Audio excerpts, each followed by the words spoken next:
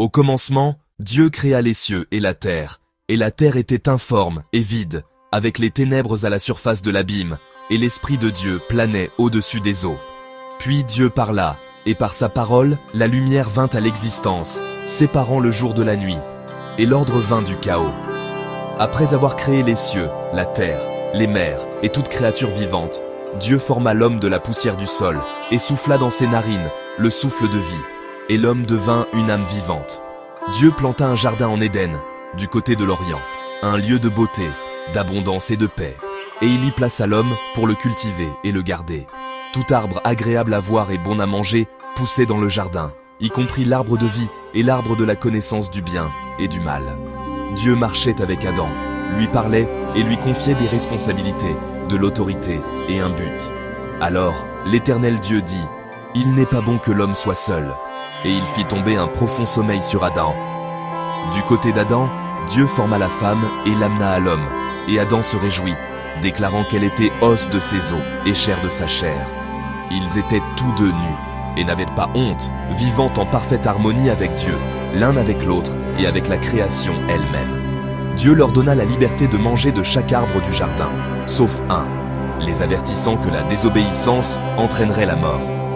Ce commandement ne leur fut pas donné pour les restreindre, mais pour leur enseigner la confiance, l'obéissance et le respect de la parole de Dieu. Or le serpent était plus rusé que toutes les bêtes des champs, et il s'approcha de la femme, questionnant le commandement de Dieu et tordant ses paroles. Il sema le doute en disant « Dieu a-t-il vraiment dit ?» Et il promit la sagesse, tout en cachant les conséquences de la désobéissance. Lorsque la femme vit que l'arbre était bon à manger, agréable à la vue et désirable pour acquérir la sagesse, elle prit de son fruit et en mangea. Et elle en donna aussi à son mari, qui était avec elle, et il mangea aussi. À ce moment-là, leurs yeux s'ouvrirent, mais pas à la sagesse. Au lieu de cela, ils prirent conscience de leur nudité et ressentirent la honte pour la première fois. La peur entra dans le cœur humain, et ils se cachèrent de la présence de l'Éternel Dieu parmi les arbres du jardin. Mais Dieu appela. « Où es-tu » Non pas parce qu'il ne savait pas, mais parce qu'il désirait le repentir et la restauration. Quand Adam et Ève confessèrent, Dieu prononça un jugement, déclarant des conséquences pour le serpent, la femme et l'homme. La douleur, le labeur, la difficulté et la mort entrèrent dans le monde par le péché. Pourtant, même dans le jugement, Dieu révéla sa miséricorde et son plan rédempteur, promettant que la postérité de la femme écraserait un jour la tête du serpent. Dieu vêtit Adam et Ève, couvrant leur honte, montrant que la grâce était présente même au point le plus bas de l'humanité.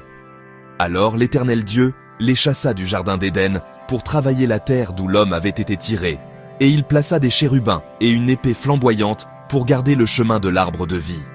Bien qu'ils aient été éloignés du jardin, ils n'ont pas été abandonnés par Dieu.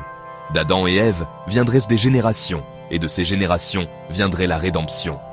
Leur histoire nous enseigne que la désobéissance entraîne la séparation, mais la miséricorde de Dieu poursuit toujours l'humanité.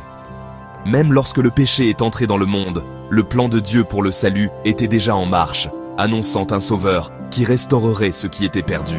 Puissions-nous apprendre à faire confiance à la parole de Dieu, à marcher dans l'obéissance, à résister à la tentation et à nous appuyer sur sa grâce, sachant que là où le péché a abondé, la grâce a surabondé encore plus.